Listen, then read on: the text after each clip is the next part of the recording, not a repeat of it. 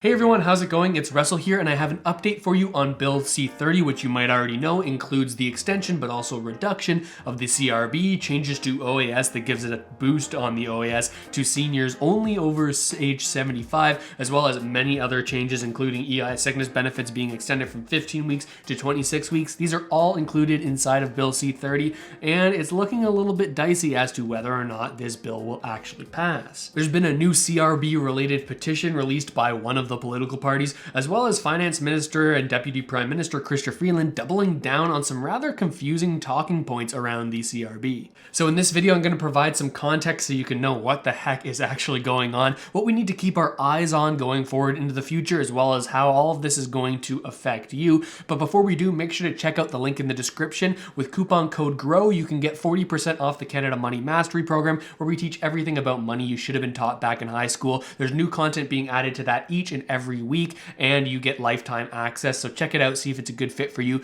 But now let's get into these details. First, we need to talk about everything that went down on Monday, because a lot changed on Monday. You see, the Liberal government, well, they believed that there was a chance that Bill C-30 might not be passed in time for the end of Parliament, or where they're going to rise the session, essentially taking a 2-month break here. As of Wednesday, they're actually not going to be sitting in the House of Commons anymore. So any legislation that isn't passed by then, well, it would be put on hold until they return in September. Now, so the Liberals thought that the Bill C-30 wasn't going to pass through in time, so they were actually able to propose and vote through something called a time allocation. Right now, they're currently in the report stage of getting this bill passed, and after the report stage would come the third reading. Now, the Liberals were worried that in the amount of time we have left in Parliament, while throughout the process of debating at report stage and debating at third reading, that they might run out of time entirely. Now, what this time allocation that they were successfully able to pass with the help of the Bloc Québécois means is it means that at each of these phases, report stage and at third reading,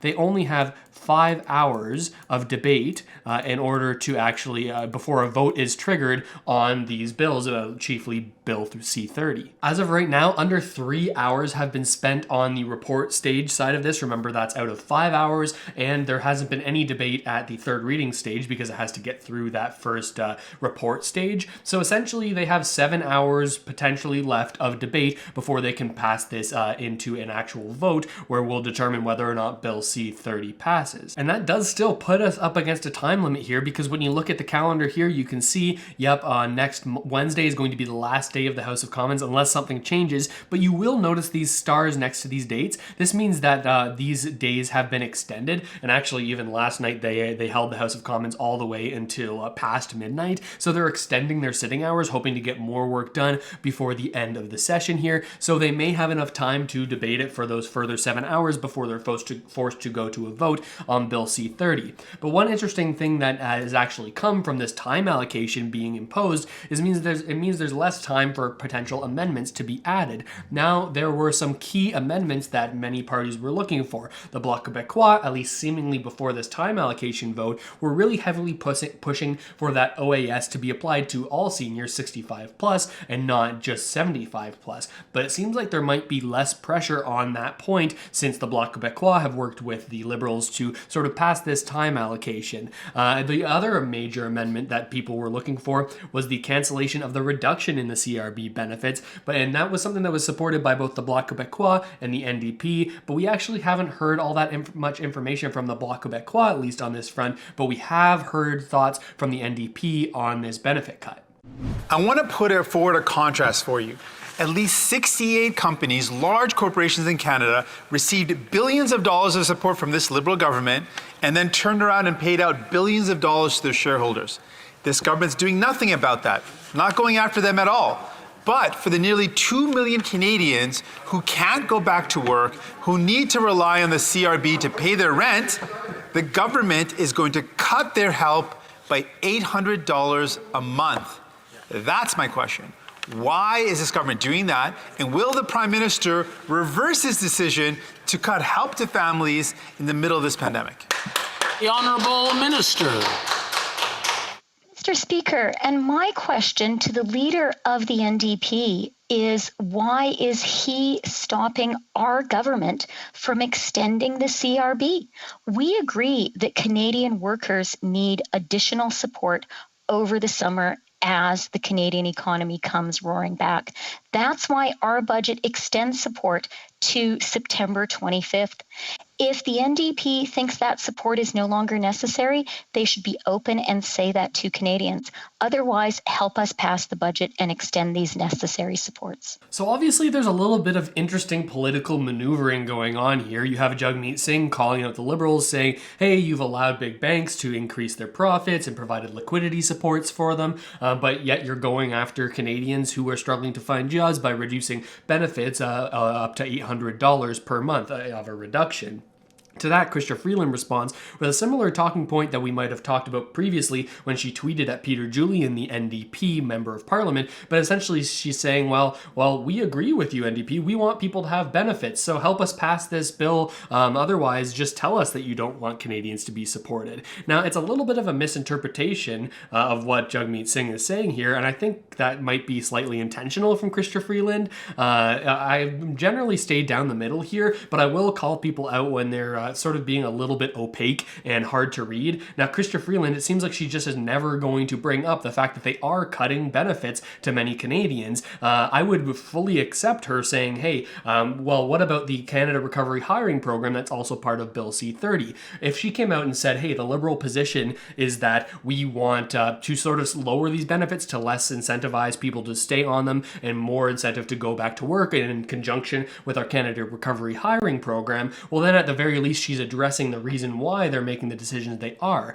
Right now, it seems like they're sort of trying to sweep this decision under the rug and make this question very confusing when Jagmeet asks a question and she sort of replies to a different one. And Chrystia Freeland actually responded with similar talking points when the Conservatives pressured her on the new inflation data that we covered on the channel yesterday. Make sure to check out that video if you haven't already. But essentially, cost of living is going up here in Canada by the highest rate that we've seen in recent years. Now, when she was asked a question about this by the Conservatives, Chrystia Freeland came out and said, hey, we don't need to talk about inflation right now. What we do need to talk about is the fact that the Conservatives are delaying Bill C-30 from being passed by playing partisan political games. That's essentially what she was saying in most of her answers, and she repeated that same sort of phrase over and over again, no matter what the question really was about. But despite this rather confusing position from the Liberals, where they're not really even answering the question as to why they're doing this or their reasoning behind it, we do have the NDP coming out here with a statement. Let me show you what I'm talking about. This was released on Twitter after all of this went down, and they said Justin Trudeau is cutting the CRB for almost 2 million Canadians who depend on it to pay for groceries, rent, and bills by $800 a month. Join Jagmeet Singh in the calling on Justin Trudeau to stop cutting help for people before the pandemic is over, and there's this graphic sort of illustrating that, and it's pointing out to a new petition that they're asking for people to sign. I'll show you what that petition looks like. Essentially, it has a little bit more information. You fill in your information here, and they say, while some provinces remain under different lockdown measures, Canadians who are waiting for their job to come back and are still struggling to figure out how they'll get through these tough times.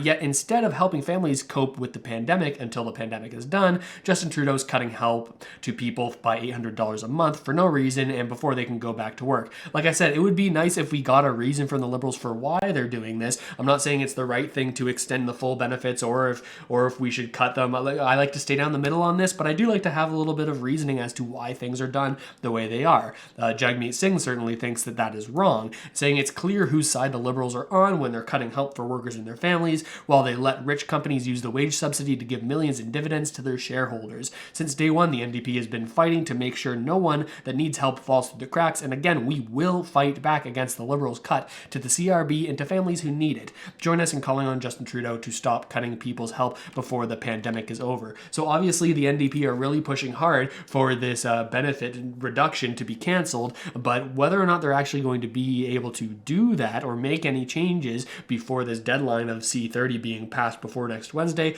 well, that remains to be seen. One of the biggest question is whether or not over the next 4 days they're actually going to be able to do these 7 hours of debate. That's the maximum amount of debate before this is actually put to a vote to pass Bill C-30 in its entirety. There's still a chance that they could run out of time before Wednesday of next week, in which case the bill would be sort of paused until September, leaving a potential gap where people may not be able to get benefits in the summer. And then the second question is, even if it gets to a vote, well, will all these parties support the budget in its entirety without any sort of amendment or change? We know the NDP is looking for an amendment to be added to keep the benefits the same. Bloc Québécois, before we're talking about that OAS change to include senior 65 plus, but I haven't heard anything about that since the Bloc Québécois started voting with the Liberals to get this time allocation passed. And the Conservatives, well, they're just outright likely not going to support this budget based on a number of different economic issues that they see with the budget. So it really comes down to what's going to happen in that vote. It seems like the NDP likely wouldn't support it if there's not these changes made, but it also puts them between a rock and a hard place, because if they don't pass this bill through, well, there's going to be that gap where people can't get any benefits even if they are reduced. If this Budget Implementation Act, or Bill C-30, doesn't pass at all, well, the CRB maximum amount of periods that you can apply for would remain at 19, meaning people who have been on the CRB since the beginning, the inception of the program, well, they'd be applying for their very last period this upcoming Monday. So it'll be interesting to see actually how this plays out and whether or not they're actually going to be able to pass this Bill C-30. But no matter what happens, I'm going to let you know right here on the channel. So make sure to subscribe if you haven't already done so. Hit the notification bell so you can be notified when I post updates like these. And let me know what you think about this down in the comments. And make sure to check out that Canada Money Mastery coupon code GROW for 40% off at checkout. We're constantly adding stuff. We've got tons of Discord members in there sort of contributing to what goes on in that course. Tons of content like index and ETF investing, dividend investing, and how to save more, earn more, and get ready to retire faster than you may have thought possible. So if you think that sounds good to you, check out the link in the description and see if it's a good fit. But with all that said, thanks so much for watching, everybody. I really hope this video has helped you out at least a little bit, and I'll see you next time.